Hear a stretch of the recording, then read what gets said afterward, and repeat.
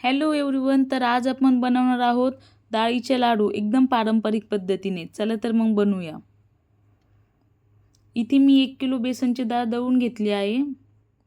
त्यानंतर आता याच्यामध्ये मी पाणी घालून याला घट्ट असं पीठ मळून घेणार आहे. आपण जे नॉर्मल पीठ मळतो पोळ्यापेक्षा त्यापेक्षा एकदम घट्ट गोळा बनवून घ्यायचा आहे. लास्टला यामध्ये तेल घालून आपण सॉफ्ट करायचं आहे. हे बघा आपलं पीठ खूप सुंदर सॉफ्ट झालेलं आहे. आता याला 5 मिनिट आपण यामध्ये रेस्ट करायला ठेवूया. त्यानंतर आता आपण पोलपाटला तेल लावून घेऊया आणि छोट्या आकाराच्या आपण आता पुरी बनवून घेऊया.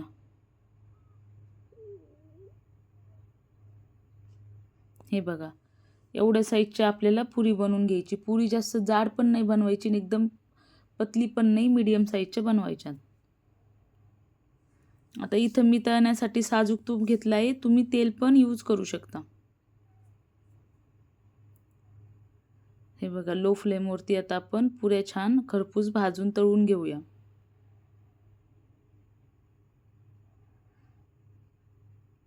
बघा आपल्या पुऱ्याला पिवळा असा हलकासा रेडिश कलर आलेला आहे. आता ह्या पुऱ्या आपण काढून घेऊया. लो फ्लेमवरतीच तळायच्या. आता आपण ही पुरी काढून घेऊया. आता आपण याचे छोटे छोटे काप करून याला मिक्सरमध्ये वाटून घेऊया. हे बघा आपण ह्या टाईपचं वाटून घ्यायचं. जास्त पण बारीक नाही, जास्त पण जाड नाही वाटायचं. आपण सगळं वाटून घेतलं आहे. त्यानंतर एका पातेल्यामध्ये मी 2 ग्लास पाणी घेते. यामध्ये मी 1.5 किलो साखर घेतली आहे, कारण 1 किलोचे लाडू बनवतोय म्हणून 1.5 किलो साखर. त्याला व्यवस्थित हलवून घ्यायचं. याचा पाक होईपर्यंत याला हलवून घ्यायचे. पाक झालं की नाही आता आपण चेक करूया.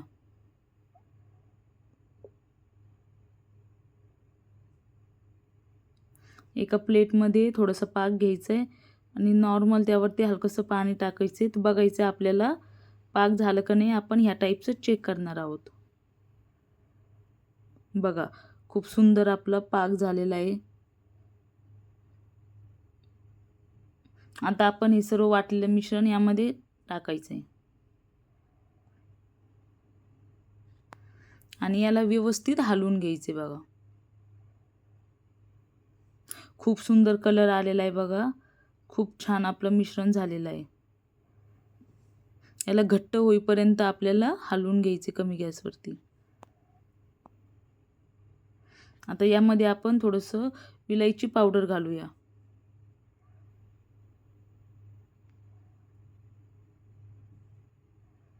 आता आपण यामध्ये साजूक तूप घालूया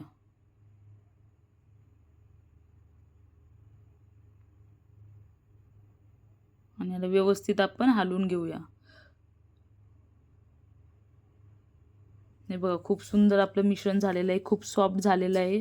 कलर पण खूप सुंदर आलेला आहे. आता यामध्ये आपण परत 2-3 चम्मच साजूक तूप घालूया, कारण खूप सॉफ्ट लाडू होतात यामुळे आणि टेस्ट पण खूप छान लागते. व्यवस्थित मस्त हलवून घ्यायचे आणि आता हे थंड झालेलं आहे. आता आपण याचे लाडू बनवून घेऊया. बघा खूप सुंदर झालेलं आहे, कारण लाडू बनवताना हाताला पण लागत नाही आहे. खूप असं सॉफ्ट आपले लाडू झालेले आहेत.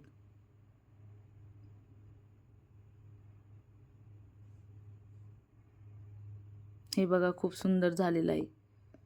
असे एक एक करून आपण याचे सर्व लाडू बनवून घेणार आहोत.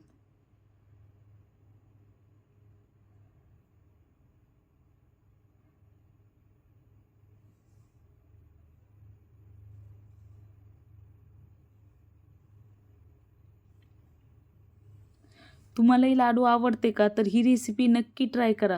तुम्हालाही खूप आवडेल. थँक्यू आणि ऋतूज किचनला लाईक आणि सबस्क्राईब करा.